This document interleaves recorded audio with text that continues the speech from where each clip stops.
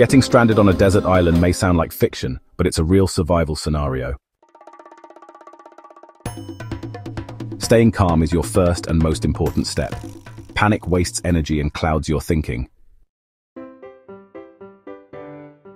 Immediately assess your surroundings. Take stock of any supplies you might have from a wreck or washed ashore. Every item can be repurposed for survival. Fresh drinking water is your top priority.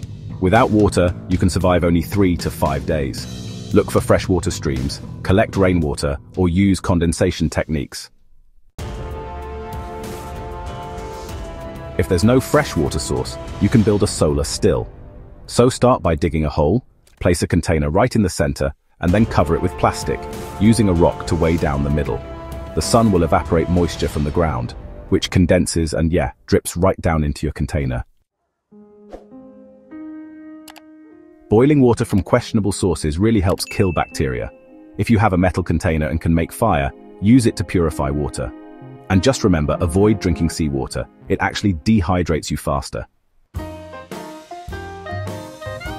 Next, you need to find or build shelter to protect yourself from the elements.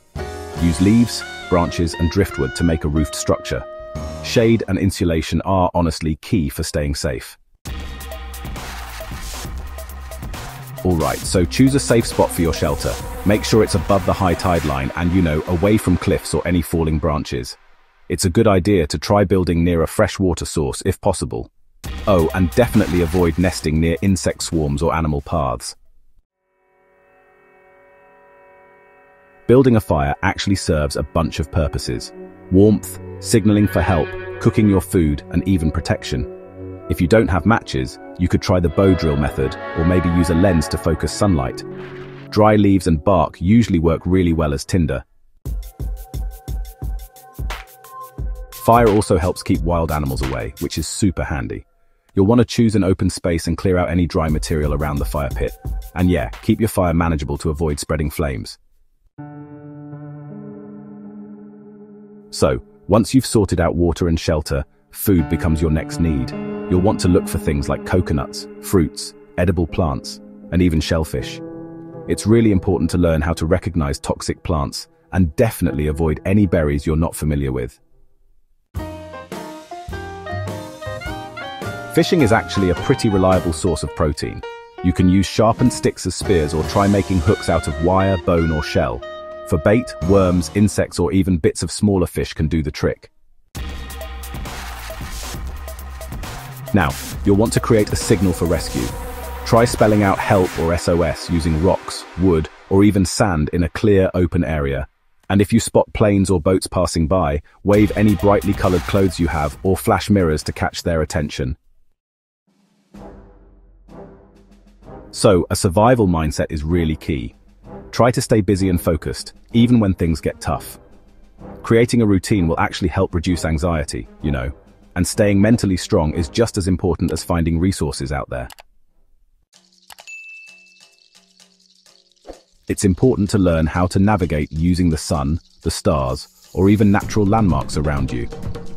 Knowing your direction helps if you decide to explore or search for better shelter. But honestly, unless you're sure where to go, it's usually best to stay put and wait for rescue. You've got to avoid overexposure to the sun. Use mud, leaves, or even a bit of cloth for shade and protection if you can.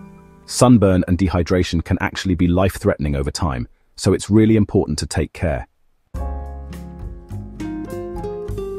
Alright, so watch out for insects and animals. Ants, spiders, snakes, or even wild pigs can be dangerous, Make sure to keep your shelter clean and store food away, so you don't attract any unwanted wildlife.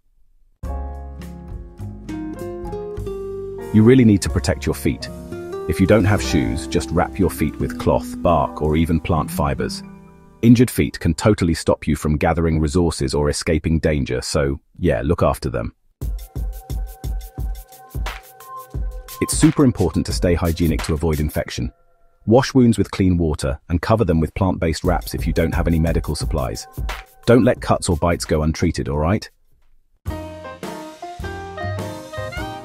So, you'll want to use natural materials to create tools. Sharpened stones can work as knives, and vines can serve as rope, which is pretty handy. You can also build traps or baskets to make collecting food a whole lot easier. It's important to stay alert to weather changes. Tropical islands, can face sudden storms out of nowhere.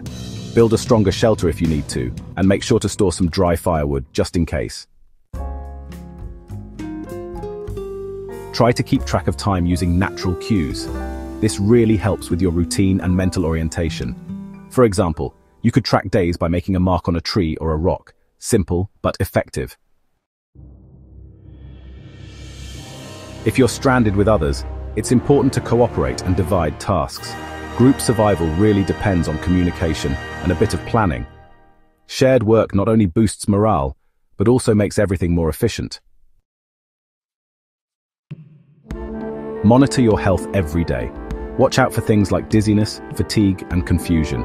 These can be signs of dehydration or even heat stroke. If you're feeling weak, try to conserve your energy as much as you can. Always keep hope. People have survived for weeks, even months, before being rescued. Rescuers will search likely drift patterns, especially if they know where you were last located. In summary, surviving on a desert island is all about resourcefulness, resilience, and honestly, a real respect for nature. Use what the environment gives you, and use it wisely. At the end of the day, your will to live is your greatest tool.